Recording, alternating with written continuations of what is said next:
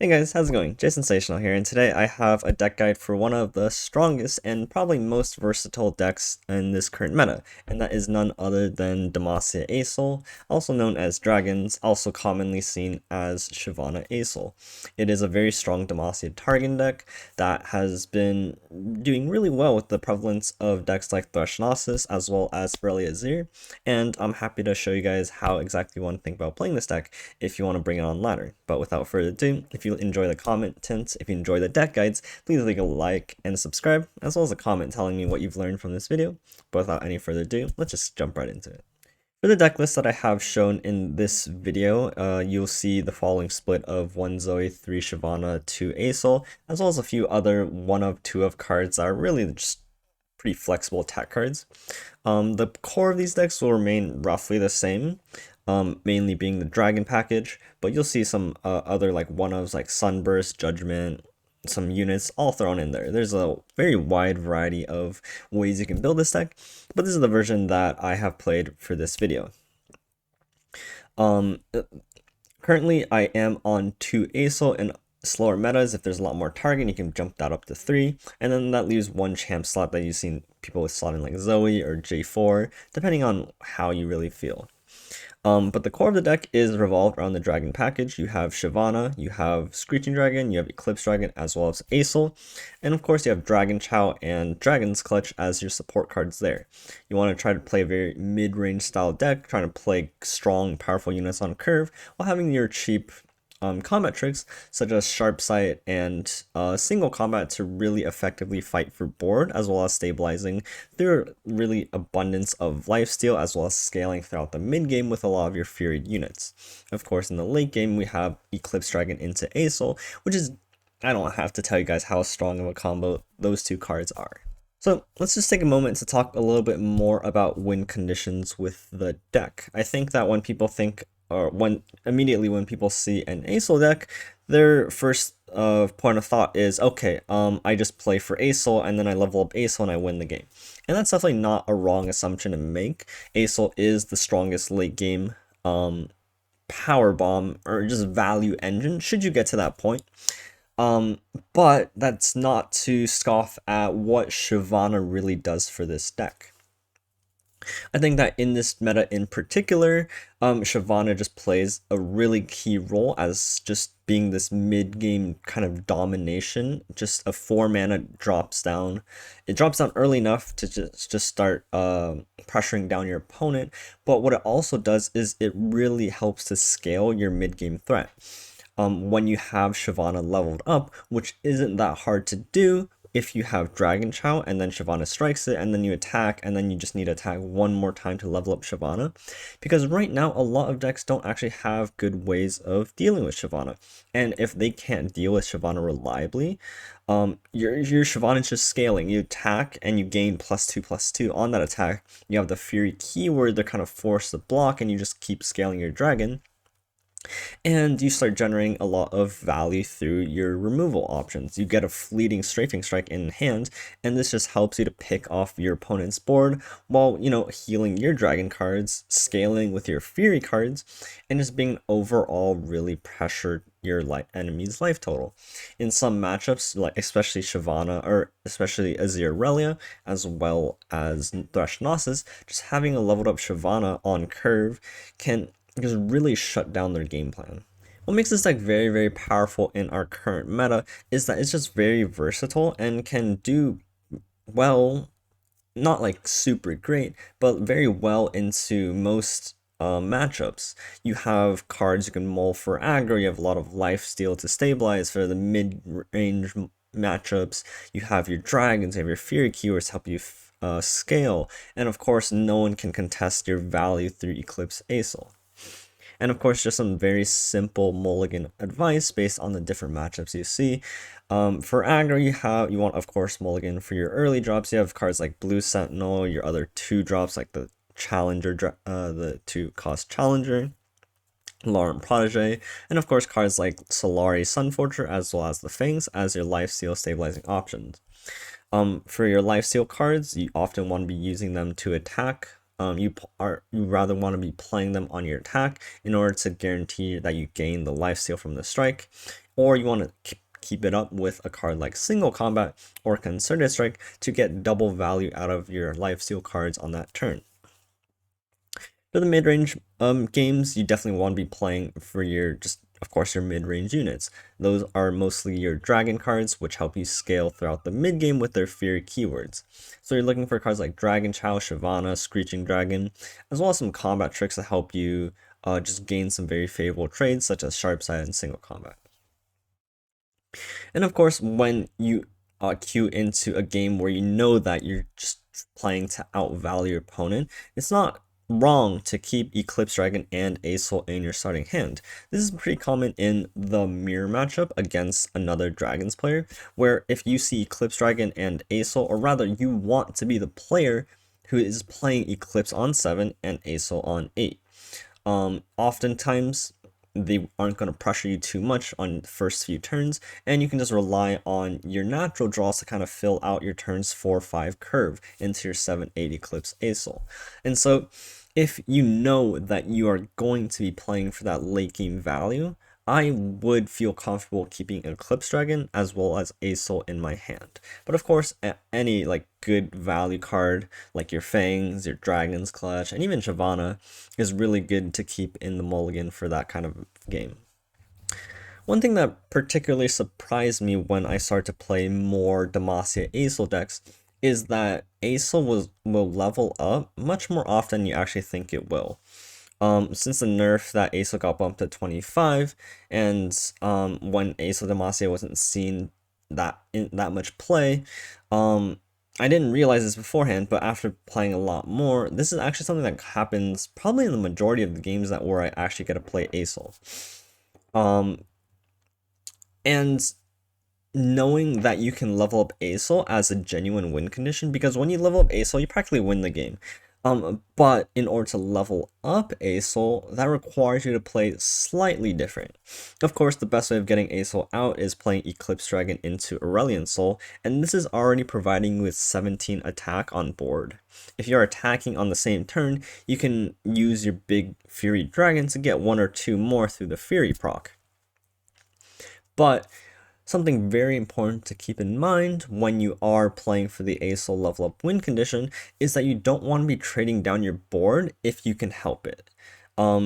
This is going to be including like don't use your challenger dragons too aggressively where you're putting them at risk of dying, but this even goes down to your 3/2s, your 2/2s, your 1/1s, whatever unit you have. If you don't need to sacrifice them, if you don't get a super good value trade out of them, you actually want to be keeping these around for your Azul's level up. I've had games where my Blue Sentinel's been alive since I played on turn 2 and by the time I've played Azul, and that 2 attack can sometimes matter.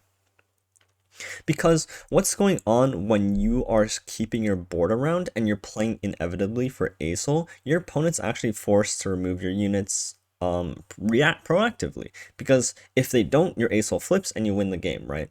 So there's this invisible pressure that you get even though you're not attacking with a full board of like 5/5s or 7/7s, is because the moment you play Azul, they're forced to start removing your units.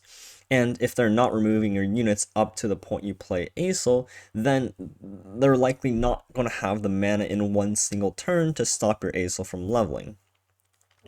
A neat trick that I don't really have listed here is you can also use cards like Sharp Sight to level up your Azul first, because the buff will wear off after your Azul checks for the level up.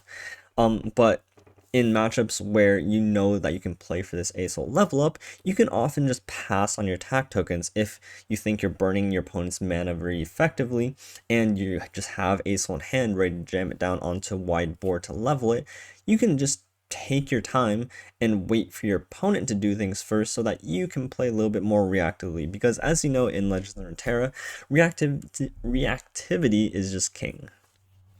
And of course, I talked a lot about this coming up to this point, but the reason why Shyvana Azul is really good in this meta is because it does well into Thresh Gnosis and does pretty decently into Azirellia, which are 2 of the most popular decks played on ladder. Just having access to Hushes, just having big units that Gnosis Thresh doesn't really get the opportunity to slay, as well as if you get a leveled up Shyvana, you can just single like you can just solo their entire deck pretty much. Makes it very hard for them to develop their game plan, and of course they have to they drop Thresh, you play Concerted Strike, they drop Gnosis, you drop Hush, and so you just need to make sure you're playing very, very mid-rangey, not letting your units die very easily, and just making sure that you have the answers for what they need to play. The Azirellia matchup really depends on whether or not you're able to play Shyvana on 4, because when you have that Fear unit and you're able to level up Shyvana, now you're picking off their Azirs, you're picking off their Aurelias, you have challenger cards to really interact with their board, and that's where things get really dangerous for them, because they actually rely on their back row champions in order to kind of win the game. And then of course you have cards like Sharpsight to block their elusives, you have single combat to deny them of their retreats. It's very important in this matchup to not overcommit to it. If you're single combating and you only have 2 mana up, and they have 2 tricks to save their units, you probably want to let that go and save single combat for a moment where you can actually get value out of it. Now, of course, the bad matchups are, of course, TLC. This is something that this deck actually struggles a lot with, without teching in some like rally cards or whatever. You just don't really have the pressure to just beat down TLC unless they don't really draw Lissandra. Especially because you're not running a full-on Zoe variant, you're actually not invoking enough cards to stop their Watcher turn, unless you get really lucky with, you know, just drawing your one of Zoe, getting your Fangs for Crescents and Equinoxes, or their game plan is so slow that you have the chance to drop Ace onto the board to generate yourself some cards. This matchup's actually very hard. The next one is Ashe Noxus, or any like really failure deck. Failure decks do very well against the Demacia because they just have very efficient freezes, whereas and they match your mid-range tempo, right? So you play a 5/5 for 5, and they play a 5/5 for 5, but they have just so many more combat tricks that make it really hard to deal against them. And that kind of concludes what I really had to say about the deck. There's very different win conditions, different ways you want to play different matchups, and of course different mulligan advice. I have 3 really good games for you guys to showcase how exactly you want to play some of these matchups, how exactly you can think about playing a slower deck versus a faster deck. I have 1 game against Draven Ez, which you have to really be careful about their kind of tempo swings that they can play with their very efficient removal. A game against Azirellia that just showcases the might of dragons, their furies, and the mid-range scaling, as well as a mirror match of just understanding what the win condition is and how to beat your opponent at it. But I'll leave it to there. I hope you guys enjoyed the games. They're really good, and I will see you guys later. Like 2 minute 2/3 is like, yeah, sure, it's not understated, but like it's just not like good enough. Bright Seal 2-drop. Unfortunately, I am not playing in tomorrow's tournament. Just don't quite have the schedule for it quite yet. So in this matchup, I need to make sure I have an early board presence and an ability to stall out the game. Keeping Shyvana is a little bit sketch, because Shyvana just dies really easily.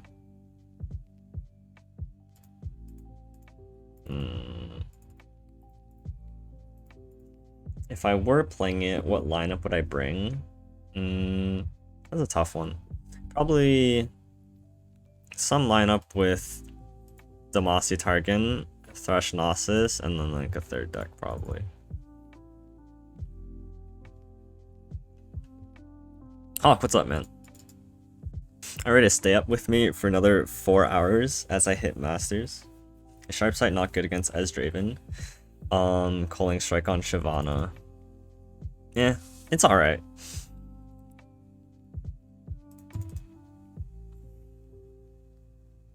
Is this unfavored? I don't know about unfavored. It's definitely losable. And it's definitely not super favored. This is kind of cute. Gives me a 2nd star chart.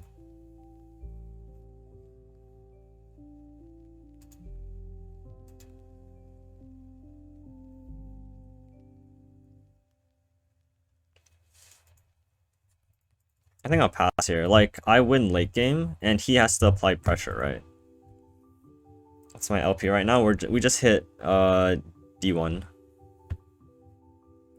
So my goal is to stall out the game until I drop like Eclipse Asol, and make sure you can't apply too much early pressure. So right now, because he can't remove Zoe, I'm just gonna go in with like the start chart Bright Steel. And maybe I find like a snake here as well. So I didn't find snake. This is fine against Ballistic bot. Crescent Strike's like good. Trickster is probably the worst out of the three here. So it's whether or not I want Crescent Strike versus Equinox. He's shown to have a pretty slow start. He doesn't have an Ignition bot. So Equinox loses a lot of value until he hits Farron. I have Ace on hand. I need Eclipse. So I guess it's just Crescent. We need to stall until we're able to play Acel here.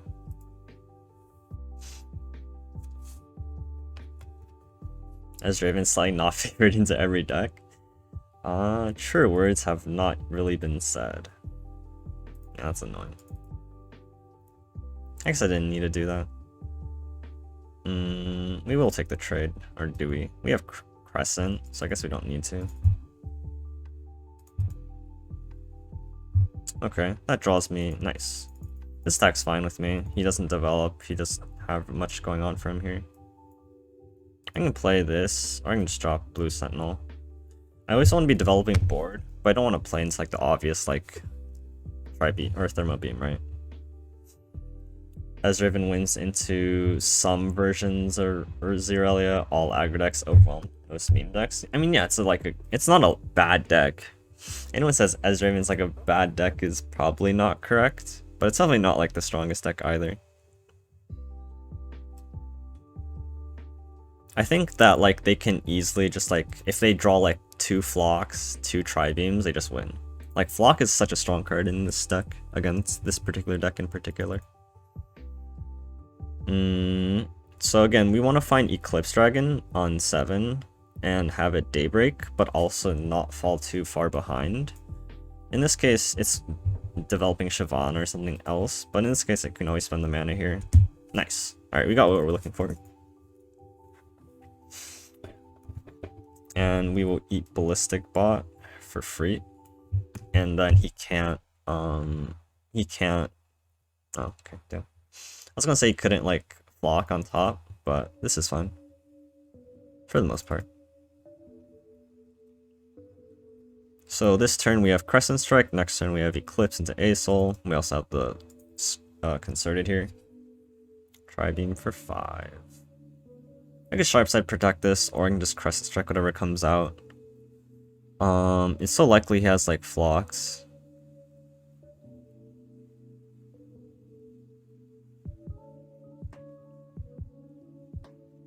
I mean I have to let this one through. Jeez, it's a little bit annoying. Because it's not easy to kill that. Like I can just chuck a Shyvana under the bus, I guess. This is actually a little bit tough. Because, like, if I'm having to play Eclipse into Acel, my turns are really weak. I could play, like, Laurent Sharpsight instead. But I think that's also really weak. The less weak of the play is just play Shyvana, have him make some, like, weird value... and then try my best to value trade. And then I'd have no board, huh? Like, sending these two here is insane, right? And then if he plays something else, I'll just drop Protege to block the Sentry. Like, this is the really awkward parts, right? And why their deck is really strong.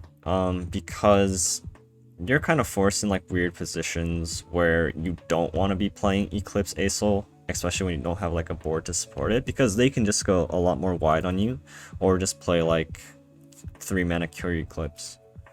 Question is, do I want to block here? This probably blocks more than 3 damage later. And I'd rather just save my mana here. I'm gonna prioritize board here.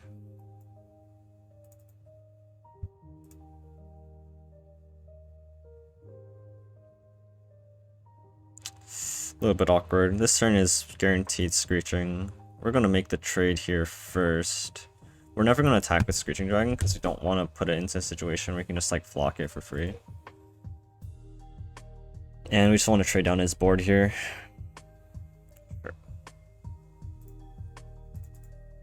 I'm still not very confident in being able to play Eclipse Dragon just like nonchalantly. But at 6 mana, he has to have second Tri-Beam, and his Tri-Beam's only at 5.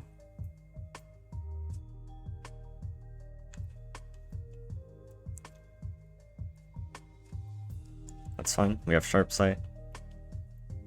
We have like Solari. So Solari Concerted Strike is gonna help me stabilize.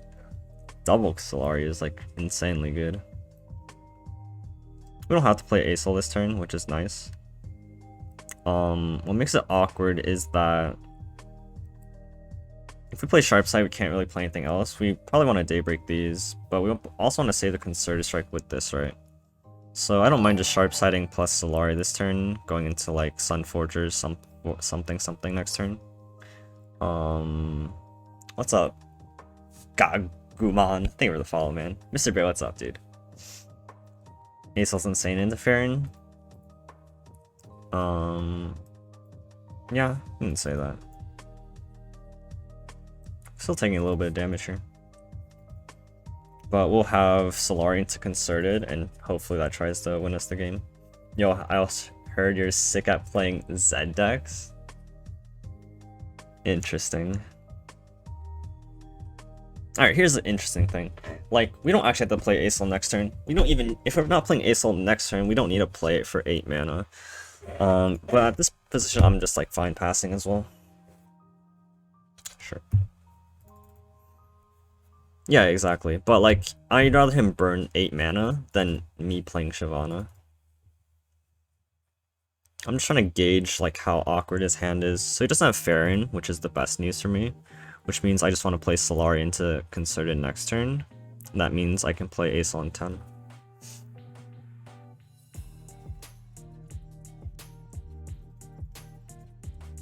Zed Jarvan is actually new secret top tier.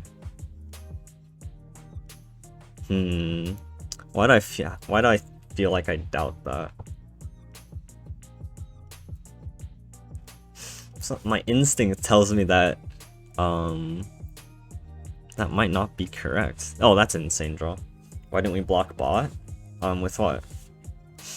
We had a Sharp Sight Ezreal block, and then we blocked the 5/3.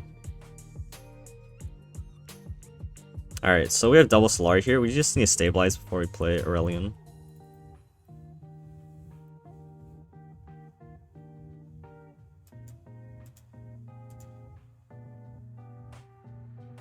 Wasting the single here feels a little bit awkward. Oh, I don't heal? Yeah, having to use single without healing feels kind of awkward, but like this wastes like so much resources, right? And if we trade on the board and he has no cards, then we're just winning. We'll save mana for Concerted here, I suppose. I don't really need to push damage, really, realistically speaking. This is awkward. I have to attack with... I'll just attack with both here. Sure. Alright, this is fine. Now we get a Concerted to the bot. This is good. He didn't block here, which not sure why not, but now we get like the free strike here, and he's out of cards. Enemy is sweating for Farron, yeah. I mean, this is GG. Like, I just healed a full, and then I have Aesol with no hand from him. He already used his Scorched Earth, so he has no way of like popping and killing here.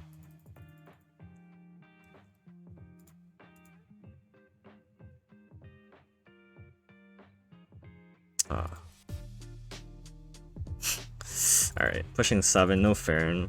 Still a little bit awkward.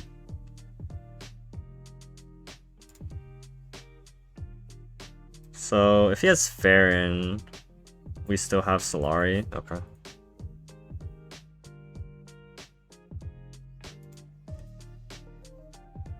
Oh, sick. The awkward thing is... Oh, never mind, we have Sisters. I mean, we just go full out heal here then. We just heal to full. Again. Oh, there's Farron. Farron makes things a little bit awkward.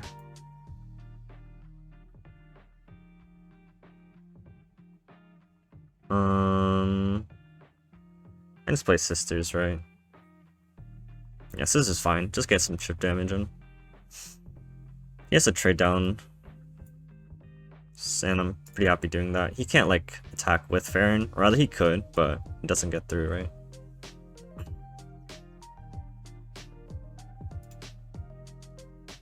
There was no reason sharp sighting unless we want to heal extra 2. I guess sharp sight would have protected that to put it at 7, which wouldn't have leveled Acel.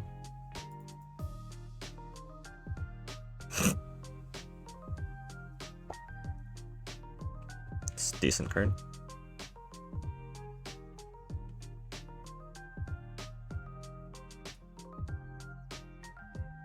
How does he kill this? Worst case scenario, just single combat this into here. Alright, easy. Well, not easy. That was actually pretty hard. That was pretty close, honestly. If he had his second Tri-Beam in his starting hand, and that was at like 7, 8, game's actually losable from there. Let me know if it gets better. I'm not quite sure what's going on anymore. I am dropping more frames now, I'm not sure why. So apologies for that.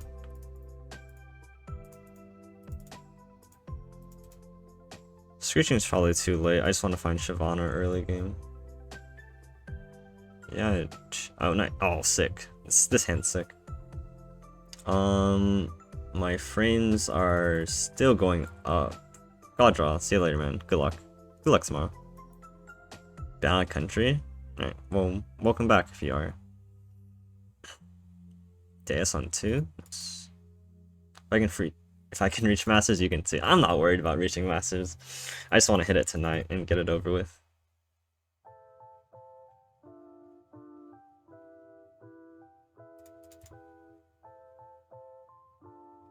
What?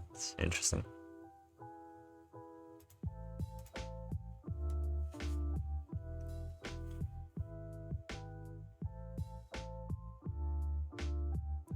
That's not actually that great.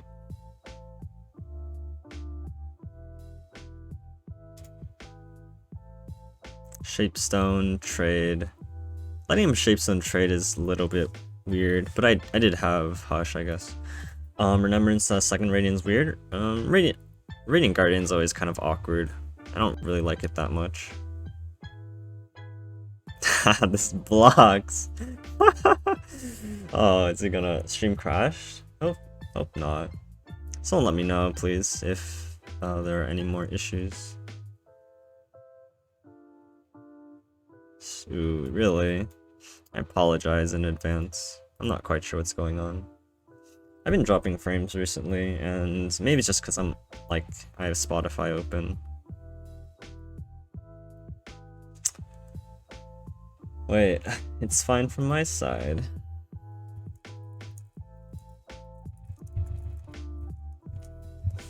Alright, I'm just gonna...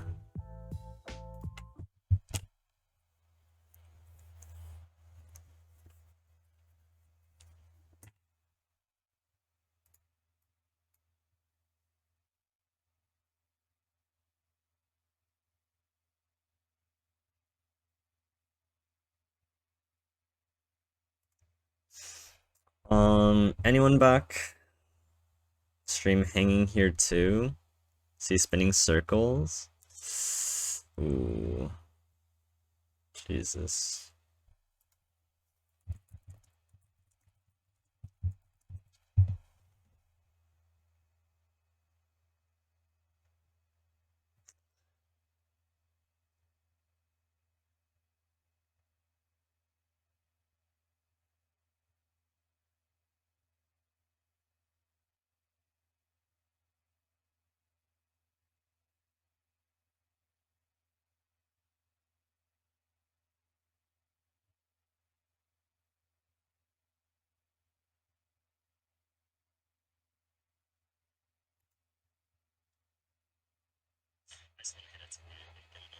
I'm watching on my phone and it looks fine. Can you guys hear me?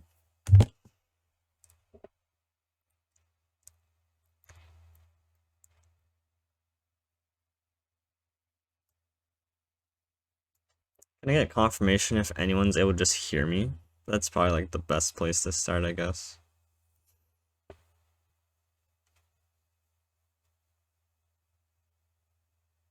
Seems okay now? Okay. Sorry about that. I don't really know what's going on.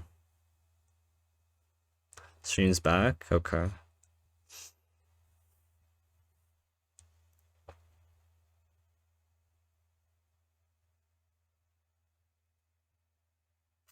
Okay. If stream's back, then that's just best case scenario, I suppose. I'm gonna use a Shyvana's Confront here to kill Azir, and he can't Homecoming because I have double single, right? Yeah, this is a really good play.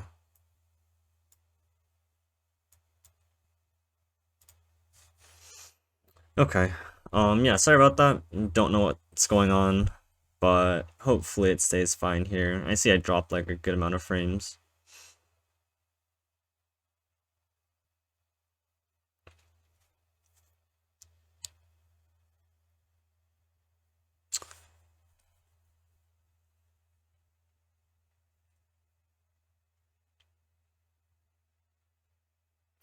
The awkward part is if he has Shape Stone, I guess it just like bounces off each other. Losing Shyvana here is going to be really bad. Okay, I will fight this.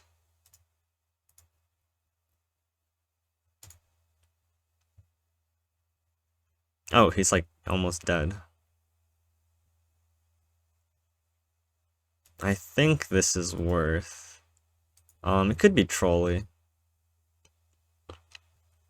Alright, here's the plan. If he just resummons Azir with the return, we'll just single it. Maybe.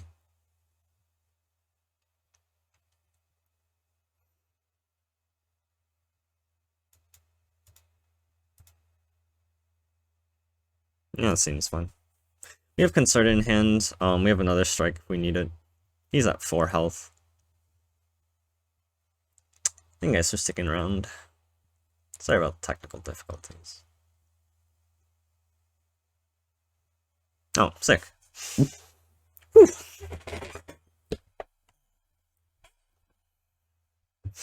Nick indeed. Oh, we have the mirror. Except he's on all Zoe. He might be on 3 ASOL, which would be slightly annoying. But us having Shyvana... This is interesting. I want a hard molt for Eclipse ASOL, because if he's on 3, I actually need to get like things going. This is good though against like a turn 1 Zoe. That's the only consideration. Our single combat, like, Sharp Sight's like so important in this matchup, but because we're on Shyvana, he's not, I'm gonna mull a little bit more aggressively for like a mid game. Woo! What a draw. This is insane. Pruconter. I hope I pronounced that. Oh, he doesn't have Zoe! We're just such a good gamer. Oh, imagine running Zoe as a 1-of and drawing it when he has 3. The issue is he plays like his challenger guy, which is a little bit sad. Alright, I guess we win. Oh, this game's so dumb. So on turn 3, he wants to play this card, which makes this awkward. We're always gonna play Star Shard attack with Zoe. We can even slap a Moon Glow on it and just make it impervious, right? I don't know if this is correct though, unfortunately. Like, I don't think I'm flipping the Zoe. I kind of snap pick that, but like, what's he gonna do, right? I guess I don't do this later, because well, I don't know. I either play around single combat or sharp sight, and it's a little hard to play around both. Oh, he's on Solari, which is interesting. It's a little slower, but it means more value for him. I can say this for next turn, so he can't like single combat it. It's so strange. God, that's so weird. He hasn't had a 1, 2, 3 drop, so on 4, this deck doesn't really run 4 drops besides Solari Sunforger. Should be a little bit annoying. If he single combats this, I think I just accept the fact that that's a pretty good trade for me. Ah, sure.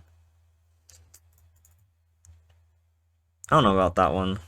It's a little bit tough. I think just taking Moonglow overall was probably a bad option, but taking like Trickster or like the other one didn't seem that appealing either, so I'm not quite sure. It was kind of strange.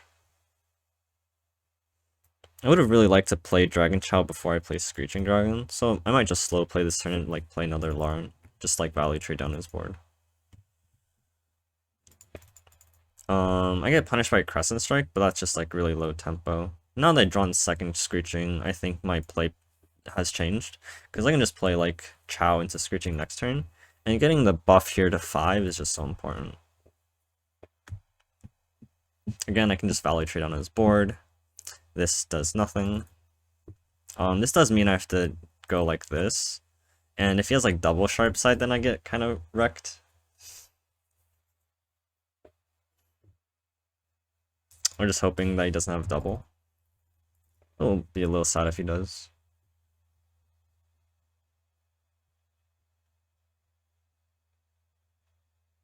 Okay, that's fine.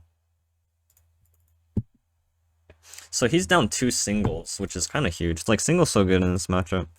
But it's still gonna come down to whether or not which player has Eclipse into Acel. And right now that answer is not me, which is a little bit worrying.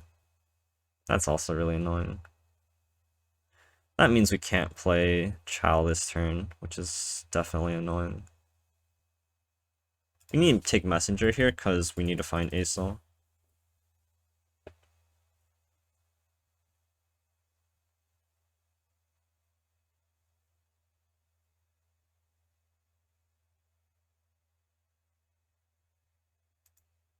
I'm not gonna play this because if we keep this at 4, alright, easy game. He can have Eclipse here, which would be annoying, but if he drops Eclipse here, we trade for his Screeching. And that might just be enough tempo swing for us. Because we have ways of killing Acel now, right? Little unfortunate. If he drops Acel next turn, he just dies, which is pretty sick. And if that's his only Acel in hand, then like he actually loses. So it's not over yet, which is really good sign for me. Because now he can't like Acel plus X. Now I just kill Acel.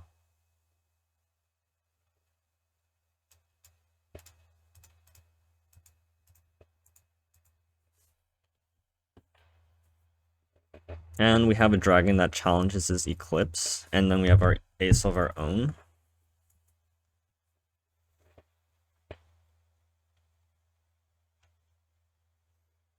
We'll probably play around Judgment. It's probably like, there's no reason for us to like lose because of some random card. Actually, you know what? We're just passing. Like, we want to drop Acel and level it. So we're just gonna like play some random bullshit here. We should even be passing probably. Like we're not gonna challenge here. Sure. It's a little unfortunate.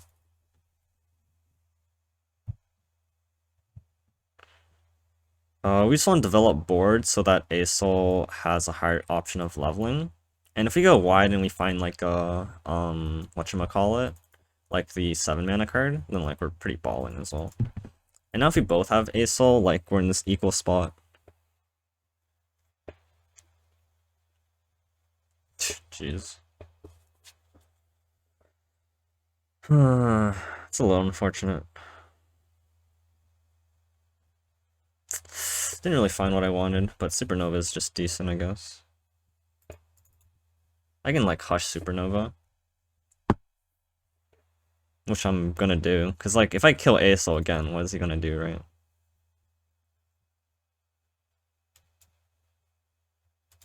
And this is why you don't use your single combat so liberally in the early game. Like, he used 2 single combats really early on to do practically nothing, and he's limiting his ways to popping spell shields, right? Play a third one? Yeah, I mean, yeah, if he has third Acel, he's just like fucking, I don't know, he's cracked. If he plays third Acel here, he just eats like a lot of damage as well, which is fine.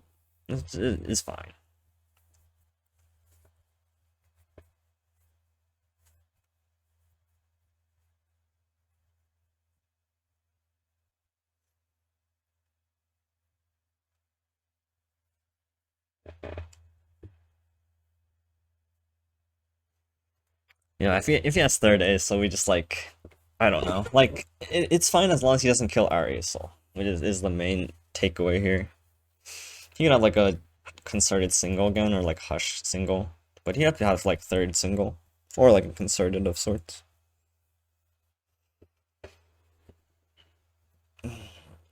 Yeah, I think he's running 3. Again, I still think like taking that Moonglow from that Zoe was probably just wrong, but I think he's just accepting his demise. So he doesn't have a way of killing our Aesol then. Unless it's exactly Hush plus Obliterate, which he can't Supernova. Alright, easy. No, we just crash in for like 15 damage, 17, and get a Valley trade. So he's on Hush plus X, or Hush plus Comet, I think. Or like that best case scenario, right? That's his whole turn, and then we just kill him on the open attack. Moonglow getting single combat is clutch? Could be. I'm sure he would have used it in other ways as well. But I was relatively happy with the single there, getting the single out.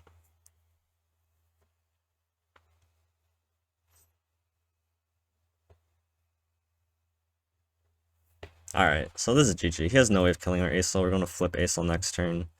And then we just win. Moonsilver is actually really good here, relatively speaking. We need to play, like, we're going to play Solari here. Yeah, he's screwed. He's going to draw Zoe. Yeah. So he plays Solari. He has to kill something. And then if he doesn't, we just win. It would have been nice, like, Supernova again this turn, but I think that's just a little greedy. Like, we're not dying. Pass until he does something. Pass until he does something. Sure, buddy. Alright, I guess we win. Well, we don't win quite yet. We don't actually have any Celestials to capitalize off of Aesol, which is actually kind of funny. He passes, okay. Give me... Wait, he's just... No, he's not dead on board yet. Does that draw me second Aesol? I guess he can draw me Shyvana, right? It's free, so we just play it.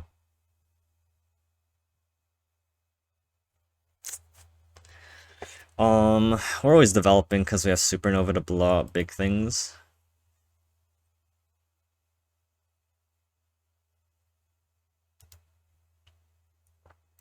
And we can like take this game out a couple of turns if we actually need to. I can't level Shyvana before the attack, which is kind of unfortunate. I don't have a way of buffing Aesol for the single. If he commits his mana too hard, we have single Supernova.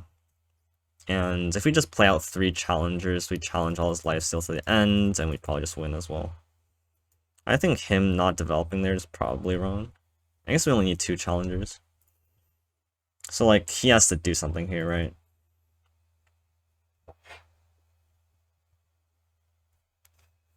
Yeah, there's really no way of coming back here. Like, he hasn't been able to kill Aesol this whole time, and even if he does draw third Aesol, it just dies to single Supernova. Yeah. So he has to live here, or at least try to. And he's still dead on board. So here's a cool thing. We could attack like this, so that he's forced to block here, right? Like, he's forced to block here, but then he can't block here. Why is he still playing versus level Aesol? Who knows? He tapped under Judgment, so that's fine. Xavier Legendary, man, what's up?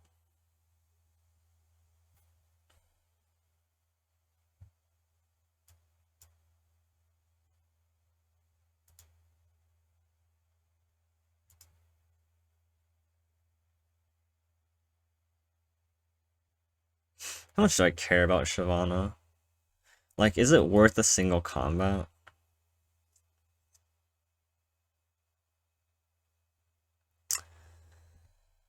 Probably. It's probably just worth.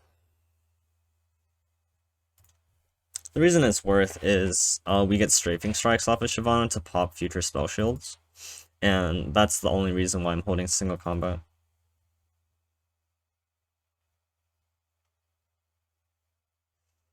He can't flip Zoe by next turn, and we should hopefully win on the following.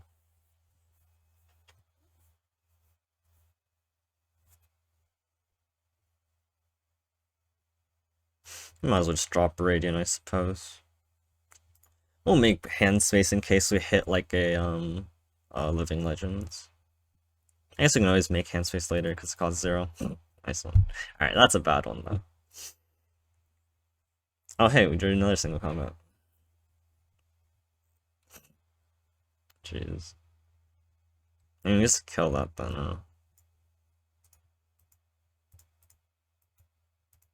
There's no real reason letting it survive. This has spell shield, so you can't like. This doesn't have spell shield, does it? Wait, why doesn't it show? Oh, I see. That's so weird. Someone confirmed to me that this has spell shield. Like if he singles here, I guess it dies. We can take 16, so there's actually no point. It does. I guess we lose to we'll lose to like a weird ass. Yeah, let's just get rid of it. Oh yeah, it has a symbol here, right? Yeah. Let's just make sure we don't lose to like some weird ass like judgment play.